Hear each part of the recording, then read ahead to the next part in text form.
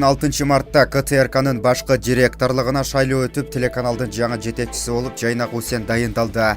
Жайнак Усен уулу буга чейин Өмүрбек Бабановго тиешелүү болгон НТС телеканалын жетектеп келген. Ал ошондой эле цифровое технология жоопкерчилиги чектелген коомунун директору. Мындан тышкары телерадио уюмдар ассоциациясын жетектеп келет. Кыргыз Республикасындагы ММА жана Панкратион Федерациясынын президенти болуп саналат.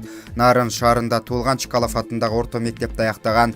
НТС телеканалына жетекчи болгонго чейин Евразия жана Африканын бир катар өлкөлөрүндө иш алып барган, эл аралык каржылык компанияны жетектеп эмгектенген. Бүгүн 6 мартта КТРК'нын байкоочу кеңеши тарабынан берилген добуш берүүнүн жыйынтыгы менен ал 13 добушка ээ болуп, талапкерден алдыга озуп чыкты. Булак Барометр Чекиткейже.